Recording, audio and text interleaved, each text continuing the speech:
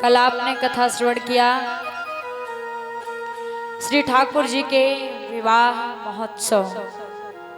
श्री द्वारिकाधीश भगवान का विवाह रुक्मणी मैया जी के संग होता है। प्रद्युम्न को समुद्र में फेंक दिया। समुद्र में जब फेंका तो बहुत बड़ी मछली समुद्र में थी और वो प्रद्युम्न जी को निगल गई के लिए, तो वही मछली आके फंस गई जो प्रद्युम्न जी को खा गई। जब मछली को काटा गया तो देखे सभी मछुआरे, तो मछली के पेट से बालक निकला। सभी मछुआरे लेके आए उस बालक को, सम्रासुर के घर पे लेके आए। उन्होंने कहा, महाराज आज मैंने एक बहुत बड़ी मछली फंसाया, के पेट में ये बालक निकला, बताओ इसका क्या करें। अब जो गांव का मुखिया होता है, बड़ा होता है, वो सम्रासुर तो राजा है, तो मुखिया के पास ये बातें पहुंचती हैं। जैसे कोई भी घटना हो तो गांव में अपने ग्राम प्रधान जी होते हैं, तो उनके पास संदेशा जाता है। वैसे सम्रासुर के पास आया तो सम्रासुर ने कहा, हम क्या करेंगे इस बालक का।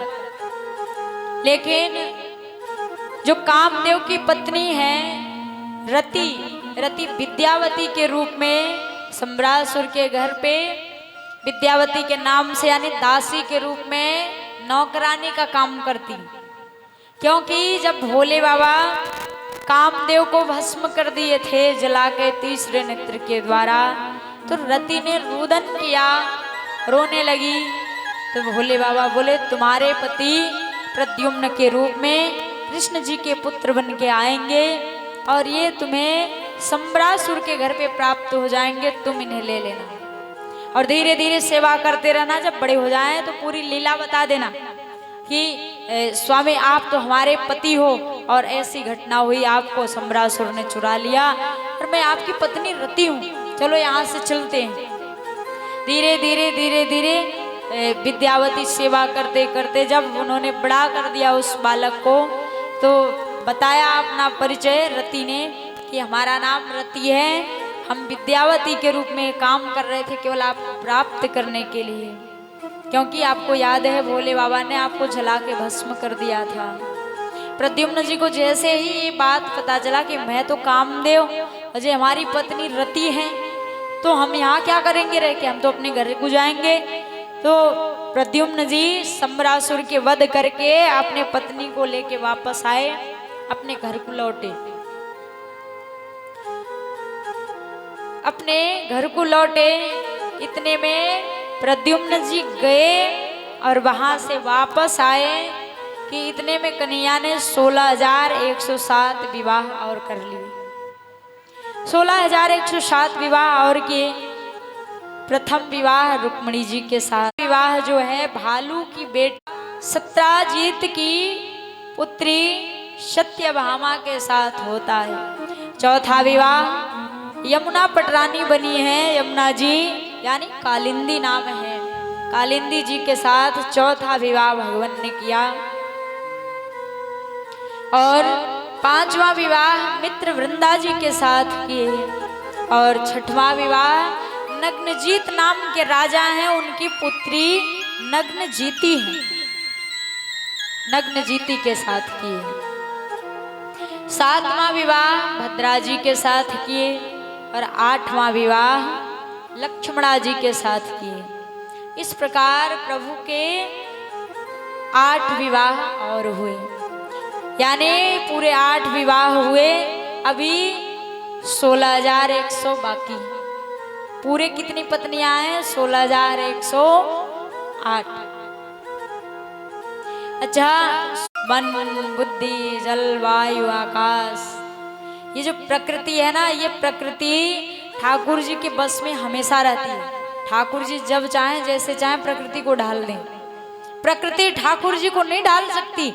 इसलिए सदा ये प्रकृति भगवान के बस में रहती है। इसलिए भगवान ने यहाँ को पत्नी बनाया, पत्नी के रूप में मान ली।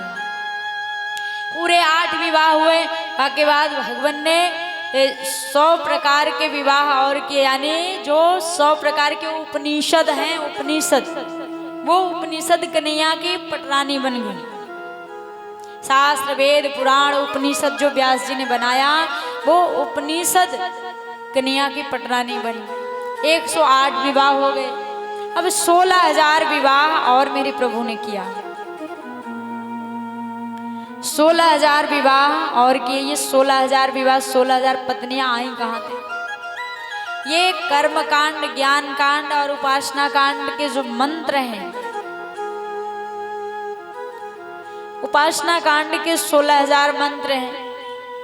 ये 16,000 मंत्र कन्या बनी, स्त्री बनी, और इन्हीं स्त्रियों का अपहरण भौमासुर नाम का राजा है, वो कन्याओं का अपहरण कर लिया। ये बड़े बड़े घरानों में प्रकट हुई थी, ये कन्याएं जन्म ली थी, लेकिन सम्रासुर गया, चोरी से इन कन्याओं को अपहरण कर लिया, चुरा लिया और लाके कारागार में डाल दिया कि ये जब 20,000 हो जाएंगे तो मैं विवाह करूंगा और किसी के पास नहीं जाने दूंगा। लेकिन भगवान को जब ये बात पता पड़ी तो प्रभु गए और ये 16,000 कन्याओं से परमात्मा ने निवेदन किया। पहली बार तो जो भौमासुर है, इसका भौमासुर नाम क्यों है? क्योंकि ये भूमि से उत्पन्न हुआ है, इसलिए इसका नाम भौमासुर हो गया। और ये भौमासुर जो 16,000 कन्याओं को कारागार में डाल रखा है, भगवान जब गए द्वारिकाधीश भगवान रुक्मिणी मैया जी के साथ कि चलो देवी देखते हैं भौमासुर के घर पे क्या हो रहा है। जब वहां गए तो भौमासुर ने राम राम कियो भगवान से, द्वारिकाधीश भगवान से राम राम जी। कृष्ण ने कि 16,000 कन्याओं को लाकर मैंने कारागार में डाल रखा है। भगवान इतना कह के भौमासुर का वध करते हैं, युद्ध करते हैं। वाक्य बाद सबरी जितनी कन्याएं हैं सबसे प्रभु ने निवेदन किया और उन कन्याओं से स्वयं एक ही मुहूर्त में विवाह कर लिया। उनके मन में कोई पाप नहीं था, कोई बुरा विचार नहीं था, इसलिए परमात्मा ने उनको स्वीकार किया। अब 16,108 पटरानियां जब साथ में रहने लगी तो रहते रहते कोई कन्या से कभी न कभी लड़ ही जाती है, लड़ लेती है। तो भगवान ने सोचा कि हमारी रुक्मिणी जी कभी नहीं लड़ती, इनको मैं भगा के लाया हूं इसलिए नहीं लड़ती, कि इनके मन में कोई काम क्रोध है ही नहीं। आज मैं परीक्षा लूंगा। परमात्मा गए कमरे में, उदास होके बैठ गए। रुक्मिणी मैया आती हैं, पूछती हैं स्वामी क्या बात है, आप नाराज क्यों?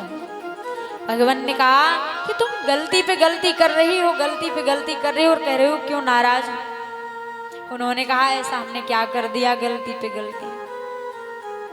तो प्रभु कह रहे हैं, पहली गलती बता रहे हैं कि तुमने सबसे बड़ी गलती करी कि तुम्हारे भैया रुक्मी जब तुम्हारा विवाह शिशुपाल जी के साथ कर रहे थे तो तुमने क्यों नहीं किया, मेरे साथ क्यों कर लिया? क्योंकि अभी भी तुम्हारे इंतजार में शिशुपाल बैठा है और जाओ विवाह कर लो। रुक्मिणी मैया एक शब्द नहीं बोली और कोई क्रोध नहीं मन में, कोई काम भाव नहीं। भगवान तो यही परीक्षा ले रहे थे कि कोई क्रोध आए उनके चेहरे पे, लेकिन बिल्कुल शांत खड़ी है। उन्होंने कहा कि जाओ शिशुपाल से विवाह कर लो, और हम तो गरीब व्यक्ति, हमें साधु संत याद करें, अमीर व्यक्ति याद नहीं करते। हमारी माता पिता का पता नहीं है, दुनिया कहते या को माँ गोरी या को बाप गोरो जे क्यों कारो, हमारे माता पिता का भी पता नहीं, सब कहते हैं तुमने मुझसे शादी क्यों करा। देखिए जब 2-4 बच्चे हो गए तो ठाकुर जी कह रहे हैं जाओ शिशुपाल से विवाह कर लो। आज की पत्नियां हो तो कितनी गुस्सा करेंगी, बच्चे हो गए और हमें कह रहे हैं जाओ शादी कर लो, लेकिन रुक्मिणी मैया के चेहरे पे कोई क्रोध नहीं। सारे प्रश्नों को उन्होंने सुन लिया, तब जवाब देती हैं रुक्मिणी मैया ने कहा स्वामी हमने सुना है, कबीरदास जी कहते हैं कबीरा सब जग निर्धना धनवंता नहीं कोई, धनवंता सोई जाने जाको राम नाम धन होई। कबीरा सब जग निर्धना, कबीरदास जी कहते हैं ये सारा जग सारा संसार निर्धन है, जिसके पास भगवान का नाम है वो सबसे बड़ा अमीर व्यक्ति है, धनी है। ये बात सत्य है कि जिसके पास भगवान का नाम नहीं है, जो कभी भगवान का नाम नहीं लेता, वो सबसे बड़ा गरीब व्यक्ति है। धन प्रॉपर्टी से कितना भी अपने आप को समझे कि हम बहुत बड़े आदमी हैं, लेकिन उसके पास भगवान का नाम नहीं है तो कुछ नहीं है। और कबीरा सब जग निर्धना, धनवंता नहीं कोई, धनवंता सोई जानिए जाको राम नाम धन। कबीरदास जी कहते हैं कि जिसने भगवान का नाम ले लिया वही सबसे बड़ा अमीर है। तो साधु संत तो आपका नाम खूब लेते हैं, तो हम तो माने कि सबसे बड़ा अमीर व्यक्ति वही है। और हमें ऐसी गलतियां यदि 1000 बार करनी पड़े तो हम 1000 बार करेंगे, लेकिन पति रूप में आपको ही स्वीकार करेंगे। स्वामी, इसके लिए आप सोचते हो कि हमारी गलती है तो उसको आप मान लो, कोई बात नहीं। हम तो बार बार सोचेंगे कि आप ही हमें पति के रूप में मिले। इतना कह मणि मैया कह रहे हैं चरण को पकड़ के कि तेरे चरण कमल में श्याम, तेरे चरण कमल में श्याम, लिपट जाऊं रज बन के, तेरे चरण कमल में श्याम, लिपट जाऊं रज बन के, लिपट जाऊं रज बन के, लिपट जाऊं रज बन के, लिपट जाऊं रज बन के, लिपट जाऊं रज बन के, तेरे चरण कमल में श्याम, लिपट जाऊं तेरा दर्शन पाऊं, नित नित तेरा दर्शन पाऊं, हरस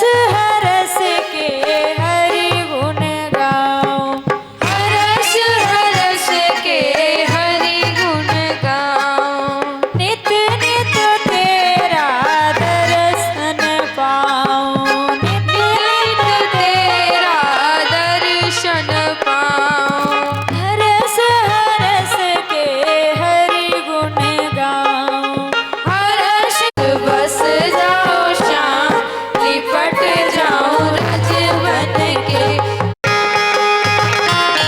हरि बोल श्री राधे।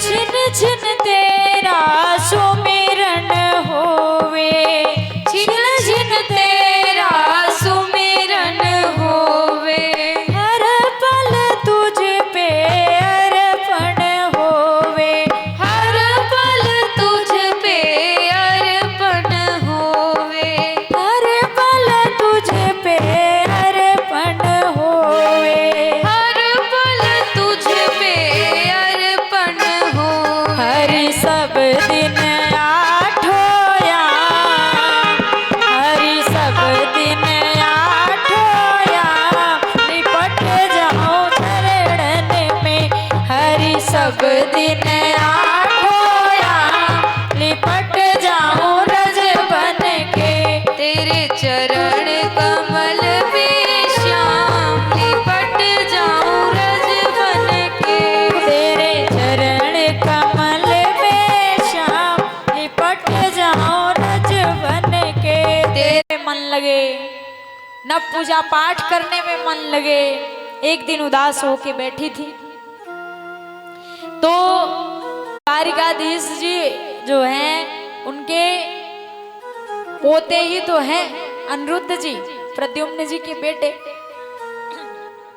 तो शकल थोड़ी मिल रही है, लेकिन फिर भी उन्होंने देखा तो सिर हिला दिया कि नहीं, ये नहीं। चित्रलेखा जी ने दूसरा चित्र बनाया तो प्रद्युम्न जी का बनाया। अब बाप बेटे का शकल तो पूरा पूरा ही मिले, तो मुस्कुराने लगी उषा जी, लेकिन सिर को हिला दी कि ये नहीं है। अब जैसे प्रद्युम्न जी के बेटे अनिरुद्ध जी का चित्र उन्होंने बनाया तो अनिरुद्ध जी का चित्र देखते ही उनको शर्म आई और सिर नीचे कर लिया, मुस्कुराने लगी। चित्रलेखा जी बोली, क्या यही हैं आपके पति? स्वप्न में आपने इन्हीं को देखा? उषा जी ने कहा, हाँ इन्हीं को देखा।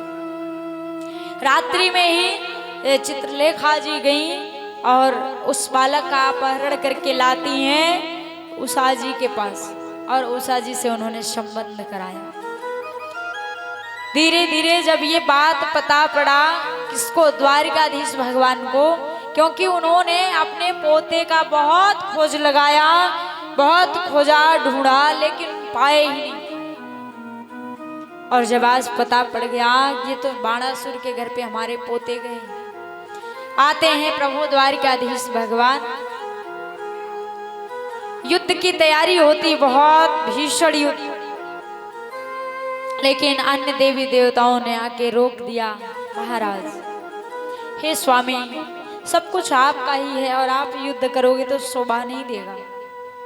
अब जो हो गया सो हो गया। भोले बाबा आए मना करने कि उषा जी का विवाह हो गया, कोई बात नहीं, आप रहने दो।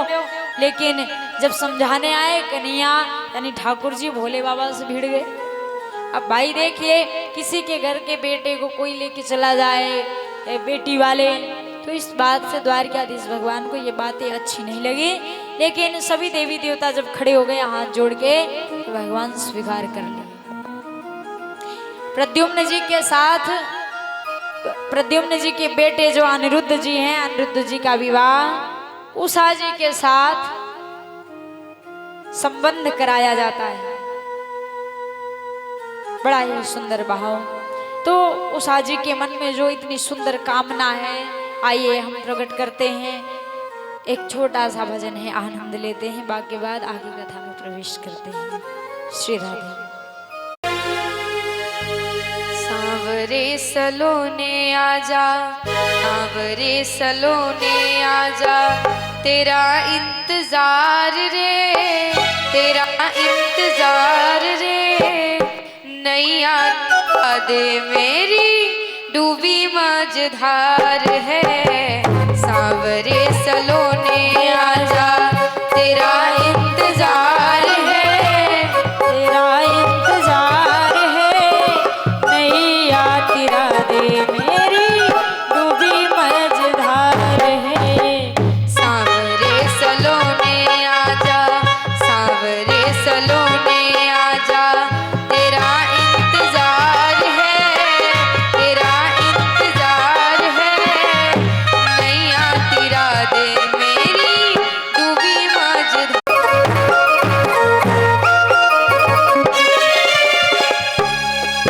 वीरा ने जो विष पिया तुम अमृत बनाए हो, वीरा ने जो विष पिया तुम अमृत बनाए हो। राधा के संग में आकर तुम ही रास रचाए हो, राधा के संग में आकर तुम ही रास रचाए हो। द्रौपदी की लजिया राखी, द्रौपदी की लजिया राखी।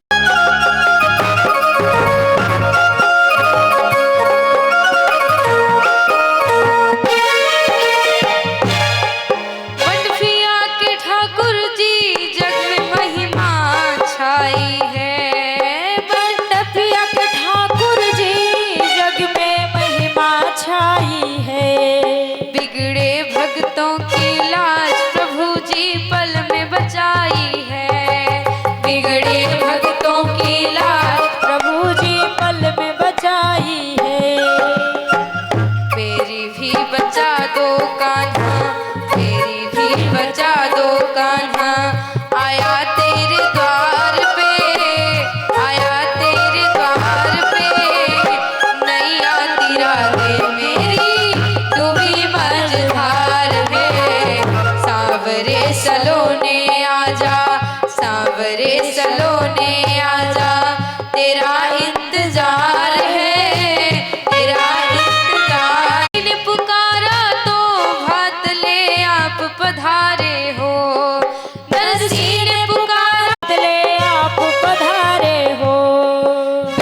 बीज और पानी खेत धन्ना निप जाए हो।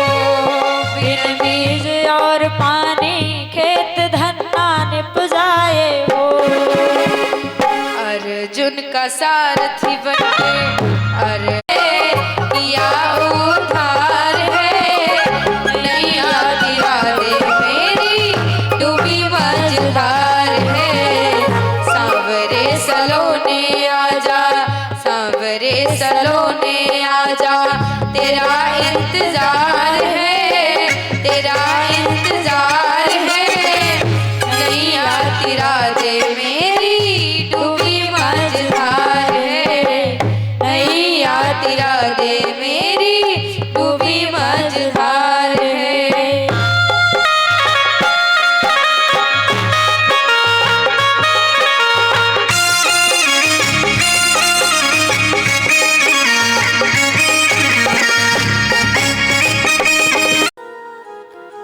आगे की लीला आचार्य सुखदेव स्वामी ने बाणासुर की पुत्री का विवाह अनिरुद्ध जी के संग हुआ। उनके लीला का वंश का वर्णन करते हुए आगे बढ़े। आगे आज देवर्षि नारद जी भगवान की लीला को देखने इस धराधाम पे आए। उन्होंने सुना कि भगवान ने 16,108 विवाह किए। पांचों पांडवों ने नई राजधानी का निर्माण किया है और स्वामी आपको वो बुला रहे हैं, क्योंकि उस राजधानी के गृह प्रवेश में, नई राजधानी के गृह प्रवेश में आपका ही पूजन किया जाएगा। वो आपको ही निमंत्रण दे रहे हैं, बुला रहे हैं।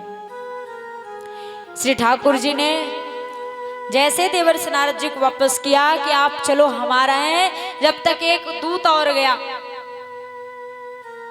जरासंध के कारागार से और भगवान से निवेदन किया है, स्वामी 20,000 ब्राह्मणों को कैद कर रखा है जरासंध, आप चलिए उनकी रक्षा करिए। भगवान मुस्कुराने लगे कि देखिए अभी तो देवर्षि नारद जी गए और एक लोग और आए हैं। इसीलिए कहते हैं ना, लेने वालों की लाइन लगी हुई है और देने वाला दाता जो है एक ही है। इसलिए थोड़ा सा टाइम लगता है। कोई चीज मांगने लग जाओ ना तो तुरंत नहीं मिलती। क्यों? क्योंकि जो पहले से लाइन में खड़ा है भक्ति मार्ग में, तो पहले वाको मिलेगा या पहले हमें मिलेगा। हम जितने टाइम के बाद जाएंगे उतने ही समय के पश्चात हमें मिलेगा। अब हम सोचें कि जो पहले से खड़ा है और बातें पहले जाके प्रसाद ले लें और पूरी कृपा अपने ऊपर बरसा लें, तो ये असंभव है।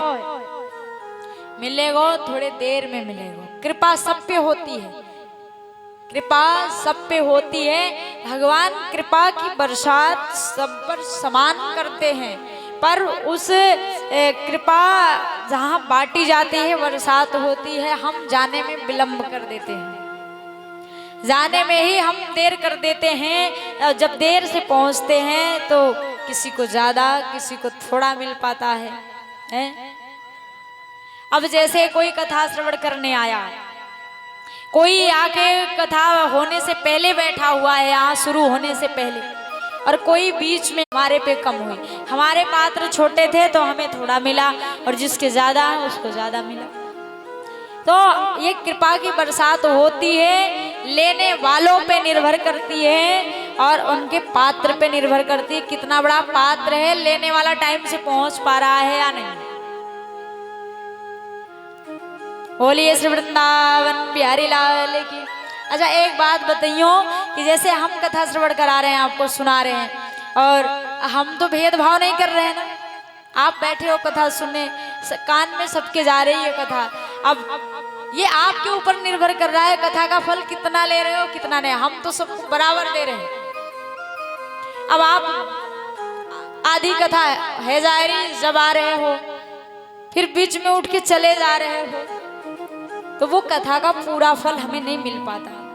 इसलिए कहते हैं कि कथा मित्र हमने सबको निमंत्रण दिया है, लेकिन कोई ना आए तो हम क्या कर सकते हैं। बोले अच्छा इसमें आ कौन नहीं रहा है ये बताओ। बोले महाराज सब आ रहे हैं स्वामी, लेकिन एक ही व्यक्ति नहीं आ रहा, उसका नाम है जरासंध। तो भगवान ने कहा ऐसे तो यज्ञ पूरा भी नहीं होगा, तो चलो पहले जरासंध को ही लेके आते हैं, क्योंकि वहां से भी दूत का बुलावा आया है, भगवान को वहां भी जाना है। तो पांचों पांडवों में से भीम जी को, अर्जुन जी को तैयार किया और खुद तैयार हो गए, एक ब्राह्मण का भेष बना ली, ब्राह्मण बन के गए जरासंध के पास, चलो लेके आते हैं। और जरासंध के पास गए तो जरासंध ने बोला, ब्राह्मण देवता राम राम जी। भगवान ने कहा राम राम जी। बोले अच्छा ब्राह्मण देवता आपको क्या चाहिए, किस कारण से आगमन हुआ है? उसे तो लग रहा है कि ये बुरा तो नहीं मानोगे। कन्हैया बोले काहे को बुरा मानेंगे, पूछ लो। बोले कुछ दिन पहले एक ग्वारिया से मेरी लड़ाई हुई, युद्ध हुआ, और बा को चेहरा और तुम्हारो चेहरा बिल्कुल मिल रहा है। तो भगवान ने कहा वो कोई ढोंगी होगा, हमारे जैसे बहुत बहुरुपया घूमे, अरे वो कोई होगा, हमें कहा पता, हम जाली आए बा काम को करियो। तो उन्होंने कहा अरे कोई बात नहीं जी, हम क्षमा चाहते हैं। अच्छा बताओ किस कारण से आए हो, आपको क्या दें? जब से बाने विजय को प्राप्त करिए, भगवान का नाम रण छोड़ रखा है, तब से ब्राह्मणों को बड़ा दान देता है कि ब्राह्मण की पूजा सफल है गई है। 20,000 ब्राह्मण कारागार में तड़प रहे हैं, ये नहीं देख रहा। जब चाहता है जब भी अनुष्ठान कराए, जब चाहे जब भी पूजा करवावे, जहां विजय प्राप्त करना चाहे और कर लेता है। तो जब उन्होंने कहा तुम्हें ब्राह्मण देवता क्या चाहिए ये बताओ, हम आपको देने के लिए तैयार हैं और खाली हाथ जाने भी नहीं देंगे। तो भगवान ने कहा अजी यदि कुछ देना चाहते हो तो केवल एक ही चीज दे दो। ये हमारे साथ जो खड़े हैं ना, इनका नाम है भीम जी। ये भीम जी हैं और इनको बहुत खजुली है रही है और तुम्हें भी है रही है, और हम चाहें कि दो दो हाथ तुम्हारे में और इनमें हो जाए, तुम्हारी भी और इनकी भी खुजली मिट जाए। क्योंकि भीम जी के मन में भी बड़ा घमंड है कि 10,000 हाथियों का बल है, हमारे अंदर शक्ति है। जे कन्हैया तो मोते ही कहेंगे लड़ने के लिए, मोहे पता है चाहते मैं ही जीत पाऊंगा, और या में ना अर्जुन भैया ठीक ठाक हैं ना मेरो कन्हैया ठीक है, मैं ही लड़ूंगा। तो कन्हैया ने सोचा कि आज इनको भी हम अभिमान चूर चूर कर दे। तो भीम जी को आदेश किए कि आप जाओ युद्ध भूमि में और इनके साथ युद्ध करो। जरासंध ने ध्यान से देखो, अरे तुम कौन हो, खुजली मिटने के लिए कह रहे हो, क्या तुम वही रण छोड़ हो? मैं कब से लग रहा है कि वही चेहरा है, वही चेहरा। कन्हैया बोले हाँ जी मैं वही रण छोड़ हूँ जो मैं छोड़ के भाग गया था मैदान, आज वही रण छोड़ आया है। तो इतने में तो जरासंध महाराज युद्ध के लिए तैयार हो गया कि आज इस ग्वारिया को, यदुवंशी को छोड़ूंगा नहीं। मेरे प्रभु ने भीम जी को आगे कर दिया कि आप जाओ और युद्ध करो, जरासंध को मार के तभी आना। अब युद्ध भूमि में कब से युद्ध हो रहा है, कब से युद्ध हो रहा है। महाराज भीम जी के शरीर पसीने पसीने हो गए, थक के चूर हो गए, हाथ के बाजू बंद टूट के गिर गए, अस्त्र शस्त्र सारा सब छूट गया हाथ से। दौड़े दौड़े कन्हैया के पास आए, पसीने में एकदम बोल रहे कन्हैया तुम यहाँ थे कब चलोगे? अरे मुझे नहीं लड़ना, ये तो जानवर है, असुर है, असुर यहाँ ते कौन जीत पावेगो, मेरे बस की बात ना है, मेरे अंदर कोई शक्ति ना। अच्छा ये बताइयो तुम कब चलोगे, चलोगे या फिर मैं जाऊं? भगवान ने कहा कि कुशा लिए और कुशा को ऐसे चीर दिए कि कुशा की भांति बता दिए कि इसी तरीके से जरासंध को पकड़ना है, कुशा की तरह चीर देना है। अब इतना तुरंत इशारा समझ लिए भीम जी, और प्रभु ने अपनी माया द्वारा भीम जी के अंदर शक्ति डाल ली और युद्ध भूमि में पुनः दौड़ के फिर से गए। भीम जी जरासंध को पकड़े और 2 टुकड़ों में कर दिए। जरासंध का वध करके 20,000 ब्राह्मणों को कन्हैया 20,000 ब्राह्मणों को कारागार से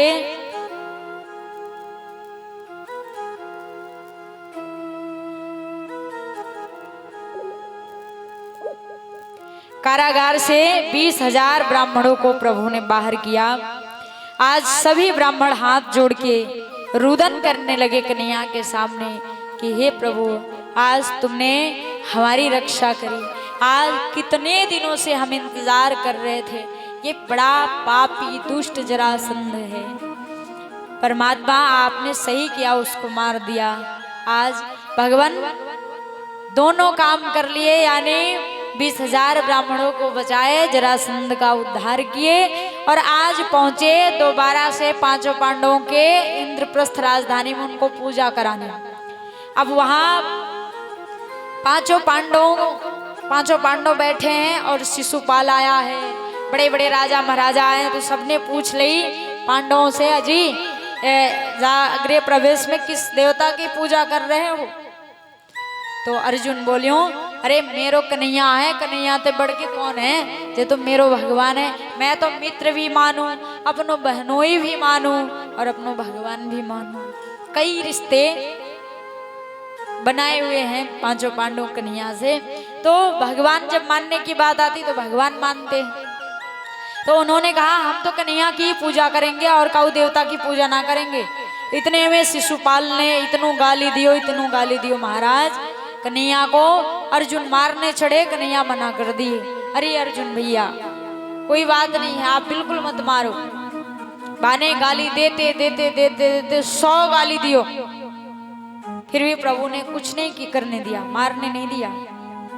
जैसे बाने 100 से भी ऊपर चढ़ गए हो, यानी 101 गाली दियो, इतने में भगवान चतुर्भुज रूप यानी अपने सुदर्शन चक्र के द्वारा परमात्मा ने बाके सिर को धड़ से अलग कर दिए शिशुपाल के। और जैसे सिर को धड़ से अलग किए, वह की हत्या हुई, बाको बद कियो परमात्मा, एक बाके शरीर से ऐसी तेज निकली कि कन्या के शरीर में जाके विलीन हो गई। परीक्षित जी पूछते हैं, स्वामी ये ऐसो कौन से यानी अच्छो सो काम क्यों या के शरीर की तेज कन्या के शरीर में मिल रही है? तब व्यास जी ने बताया, अरे यानी कितना अच्छा काम कियो कि गाली दियो तो सही, भगवान को दियो, भगवान को 101 बार चिंतन कियो। इसीलिए कहते हैं लड़ाई करना है, झगड़ा करना है तो भगवान से लड़ो झगड़ो, कहो और से नहीं। भाव से कुभाव से कैसे भी भगवान को भजो, लेकिन भजो। भाव कुभाव अनख आलसहु, नाम जपत मंगल दिस दसहु। किसी भी दिशा में, किसी भी दशा में, किसी भी स्थिति में रहें, भाव से कुभाव से परमात्मा को भजें। कहते हैं कि जिद करना है, लड़ाई करना है, झगड़ा करना है तो भगवान से कर लें, क्योंकि जैसे कथा आती है कि मीराबाई तो कहते हैं क्रोध करना है तो भगवान से करो, हठ करना है तो भगवान से हठ करो, कहो और से घट करने से कुछ मिलने वाला नहीं है। कहते हैं बेटी हो तो कर्मा जैसी सांवरिया घर आयो री, न कि बेटी हो सुरपड़खा जैसी लंका में आग लगायो री। वैसे बेटी ना चाहिए कि जो घर में आग ही लगा दे। जो आग लगाने का काम करे ना, बाकी भगवान नाक और कान ही साफ करते हैं, जैसे सुरपड़खा के कटे हैं। क्योंकि ये नाक और कान कहते हैं एक तो होती है विद्या, और नाक जो है उसे कहते हैं स्वर्ग लोक, और एक विद्या कर्ण यानी विद्या। तो पता है ये जो इधर उधर का काम करे, चुगली निंदा और ईर्ष्या, तो भगवान उसे स्वर्ग नहीं जाने देते, वो सदा यही रहता है, नरक में ही भोग भोगता है। इसलिए कहते हैं किसी की निंदा, किसी की चुगली कभी ना करें, वो कभी स्वर्ग लोक ब्रह्म लोक जा ही नहीं सकता, क्योंकि हमने सदा से हमारे मन निर्मल है ही नहीं, पापी मन। तो भगवान बा को उद्धार ना करें जो चुगली निंदा करे। सबसे बड़ा अपराध बोलना, ज्यादा बोलना, लोगों की बुराई करना। मारने से अपराध नहीं होता, आप बोल दिए मुझसे आवाज निकाले कि अपराध बन गया। इसलिए आप चाहते हैं कि आपके ऊपर पाप ना लदे तो बोलना कम कर दें, कम से कम बोले, अपने काम से काम रहें। ज्यादा बोलने से अपराध बनता है, शरीर में विलीन हो गई। क्योंकि उन्होंने 101 बार कन्हैया का चिंतन किया। आज पांचों पांडव बड़ी खुशियां मना रहे हैं कि अपने कन्हैया को पूजा करेंगे और कन्हैया हमारी राजधानी को गृह प्रवेश करवावेगो। बोलिए श्री वृंदावन बिहारी लाल की। कि मेरी करुणामयी सरकार, कि मेरी करुणामयी सरकार, मिला दो ठाकुर से एक बार, कृपा करो भान दुलारी, सिरारे बरसाने वारी, कृपा करो भान दुलारी, सिरारे बरसाने वारी। मेरी करुणामयी, मेरी करुणामयी, मेरी करुणामयी सरकार, मेरी करुणामयी सरकार, मिला दो ठाकुर से एक बार, कृपा करो भान दुलारी, सिरारे बरसाने वारी, कृपा करो भान दुलारी, सिरारे बरसाने वारी।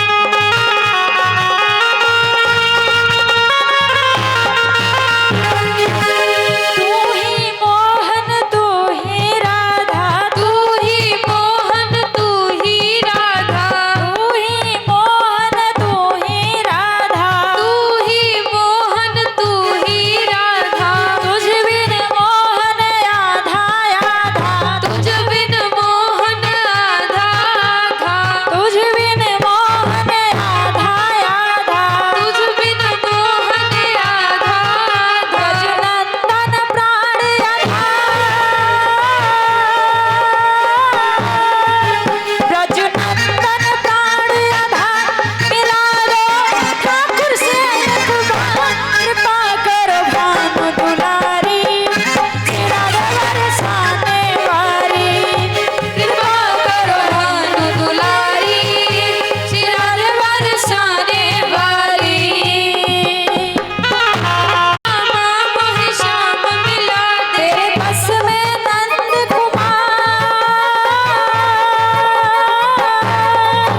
तेरे बस में नंद कुमार, मिला दो ठाकुर से एक बार, कृपा करो भान दुलारी, सिरारे बरसाने वारी, कृपा करो भान दुलारी, करो भान दुलारी, सिरारे बरसाने वाली। कहते हैं कि 1270 ईस्वी संवत में यानी 1327 ईस्वी के बीच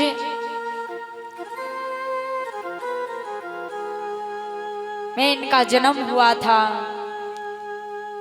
सितारा जिले में, जो कि महाराष्ट्र प्रांत में पड़ता है। और महाराष्ट्र प्रांत में ये रहते भी थे, लेकिन महाराष्ट्र में गुरुओं का विरोध होने लगा। कहीं कहीं गुरुओं का विरोध ज्यादा होता है।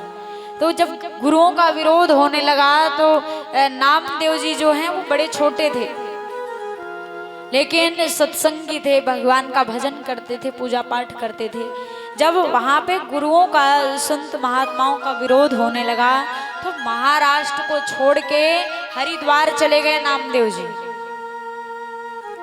उनके माता पिता जी भी चले गए।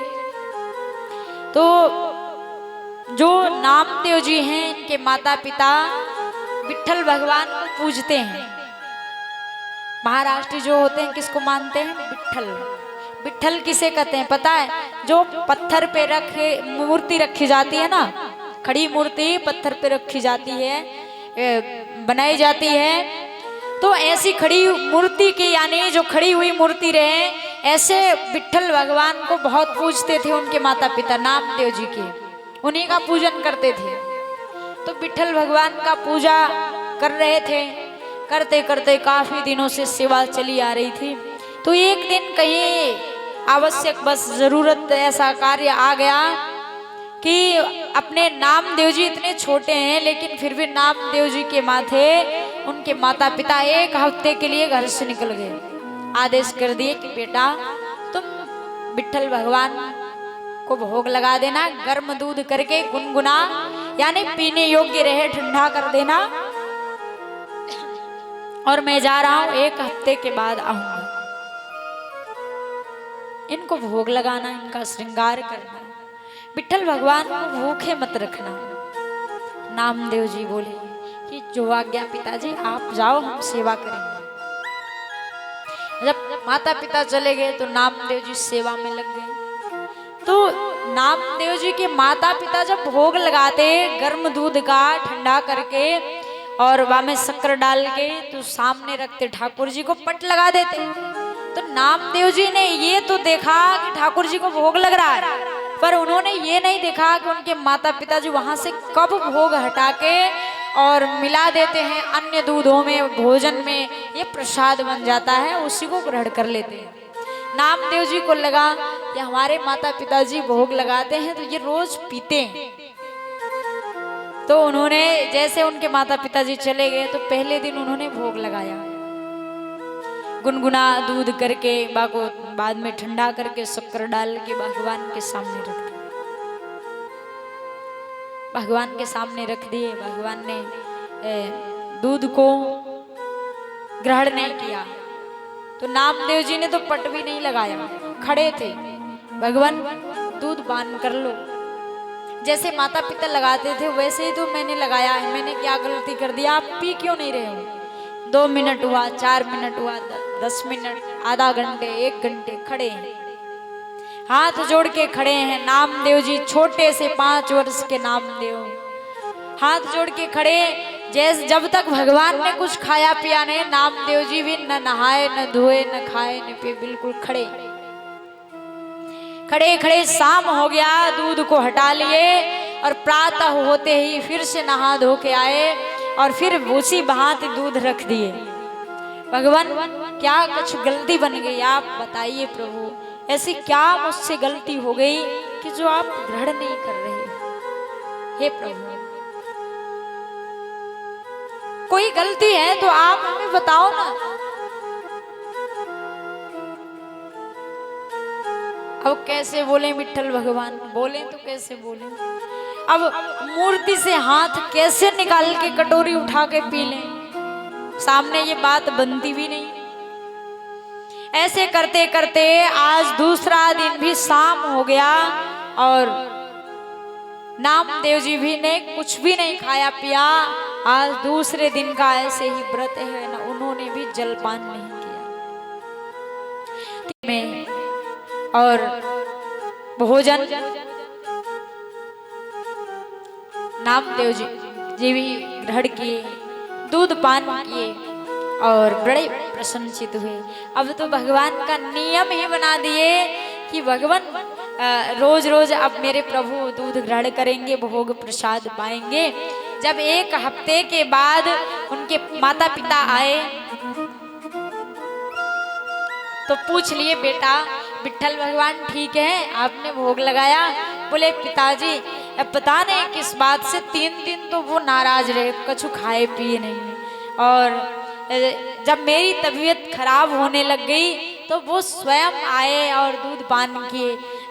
लग रहा है आप लोग ज्यादा प्यार देते थे, आपके हाथ से पाते थे, हमारे हाथ से पाते ही नहीं थे। तो उनके पिताजी को लगा क्या सच में विट्ठल भगवान दूध पान करते हैं? उन्होंने कहा क्या तू बेटा सच में बता रहा है कि ऐसी घटना हुई? उन्होंने कहा पिताजी मैं झूठ नहीं बोल रहा। बोले हमारे सामने तुम चलो दूध रखो उनके सामने। तो नामदेव जी दूध गर्म किए, शक्कर डाले और ले जाके विट्ठल भगवान के सामने रखे। विट्ठल भगवान को दोनों हाथ निकालना पड़ा और कटोरा लेके दूध पान कर लिया। अपने पुत्र के चरणों में, नामदेव के चरणों में उनके माता पिता गिर गए। बेटा आज इतने वर्षों से सेवा करते आए और भगवान हमारे हाथों से नहीं भोग पाए, तेरे हाथों से भोग पा रहे हैं। जगह जगह चर्चित हो गए। नामदेव जी को पकड़ के सब बुलाने लगे, जो बड़े बड़े राजा महाराजा रहे। अरे ये नामदेव तो बड़ा चमत्कारी है, इसे बुलाओ तो सही। देखते हैं भगवान को प्रकट करता है। जहां जाते नामदेव जी वहीं भगवान को प्रकट कर देते। तो ये होता है भक्त का भाव, ये होता है भक्त का प्रेम, ये श्रद्धा होती है कि हमारे मन में वो भाव होना चाहिए। प्रतिदिन ठाकुर जी को दूध का ही भोग लगाते। अच्छा, दूध का नाम आया तो एक बात याद आ गई। एक व्यक्ति था, वो प्रतिदिन दूध पिया करता था। कहाँ पे जाके? दुकान पे। कि कोई लोग होते हैं ना, किसी को कच्चे दूध पसंद है, किसी को पके दूध पसंद है तो पी लेते हैं। कहीं दुकान पे डेली का बंधा लेते हैं तो पी लेते हैं। तो वो व्यक्ति डेली जाके दूध पीता और दूध पीता। तो एक दिन क्या हुआ, धोखा हो गया। डेली दूध में शक्कर डाल के पीता, दुकान वाला ने दूध दे दिया और माने पी लियो। के बाद थोड़ी चीनी खरीदा और चीनी खा गया। और चीनी खाते ही महाराज इतने जोर जोर से झूमने लगा, जैसे भूत प्रेत ऊपर आ जाए ना शरीर पे तो खेलने लगते हैं। कहते माता रानी आ गई हैं, सावधान हो जाओ, हट जाओ, कहते ना। वो जोर जोर से झूमने लगा। अब दूध वाला, जो दुकान वाला दूध दिया था, वो सबसे पहले तो सारा दूध जाकर नाली में गिराया फटाफट। हे भगवान, मेरे दूध में कोई विष तो नहीं मिला दिया, जहर तो नहीं मिला दिया, इसको कुछ हो गया है तो अब मरने वाला है। कोई FIR कर दिया तो मेरा तो बिजनेस भी बंद हो जाएगा। तो बाने सबसे पहले सारा दूध नाली में गिराया और बाकी हाथ पांव पकड़ लिए। भैया तुझे क्या हो गया, तू क्यों झूम रहा है? और जैसे नाली में दूध देखा, वो आदमी कह रहा है भैया तुम दूध को काहे नाली में गिरा दिए? बोले भैया तुम झूमने लगे इसलिए हमने गिरा दिया। बोले ये तुम झूम काहे रहे हो, तुम्हें कोई चीज नशा कर रही है क्या, कोई परेशानी हो रही? उन्होंने कहा अरे हो तुमने तो दूध ही नाली में गिरा दिया। ये मैंने चीनी खाया ना, थोड़ा सा उसको मिला रहा था कि ये चीनी दूध में मिल जाए तो सही है। तो किसी किसी की आदत होती है दूध पीने की, कोई दूध पी ले जब चीनी खाए तो महाराज ऐसे तो हम भी डर जाएंगे, कोई झूमने लग जाए भावे चीनी मिल रही है? बोलिए श्री वृंदावन बिहारी लाल की, श्री राधा रानी सरकार की जय। जय श्री राधे श्याम की, श्री राधा रानी सरकार की जय। एक सवाल जरूर उठता होगा कभी ना कभी कि जो वृंदावन धाम है वो इतना निराला क्यों है? मतलब जो इस संसार में बहुत सारे क्षेत्र हैं, बहुत सारे तीर्थ हैं, बहुत सारे धाम हैं, हर जगह सब जाते हैं, लेकिन वृंदावन में कुछ खास है। क्या है? अगर आप वहां पर मनोरंजन की दृष्टि से जाएंगे तो वहां पर कुछ नहीं मिलेगा, सिर्फ घर दिखेंगे, वृक्ष दिखेंगे। अगर आप सुनने की दृष्टि से जाएंगे तो वृंदावन में गली गली में कदम कदम पर वहां पे क्या मिलेगा? राधे राधे, श्री राधे राधे, ये सुनने को मिलेगा। लेकिन अगर आप वहां पे घूमने की दृष्टि से जाओगे तो वहां पर घूमोगे, अपने पैसे लगाओगे, घूम करके चले आओगे। लेकिन अगर आप इस भाव से जाओगे कि श्री ठाकुर जी का दर्शन करना है, वहां को वृंदावन को महसूस करने के उससे जाओगे, तो वृंदावन में आपको कदम रखते ही ऐसा लगेगा कि प्रत्येक रोम रोम को श्री ठाकुर जी ने छुआ है। देखिए आज एक भजन का आनंद लेंगे और मीठी मीठी तालियों के साथ इस भजन का आनंद लेना।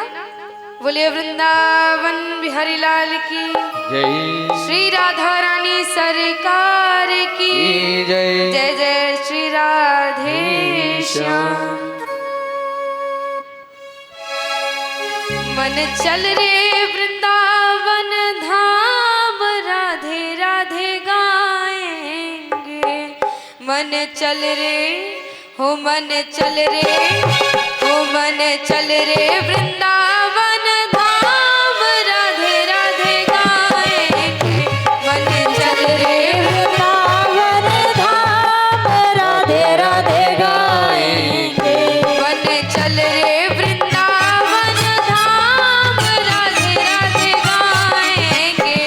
मन चल रे वृंदावन धाम राधे राधे गाएंगे। श्यामा श्यामा गाएंगे, श्यामा श्यामा गाएंगे, राधे राधे गाएंगे। श्यामा श्यामा गाएंगे राधे राधे गाएंगे। तेरे होंगे हो तेरे होंगे पूरा रे काम राधे राधे गाएंगे। मन चल रे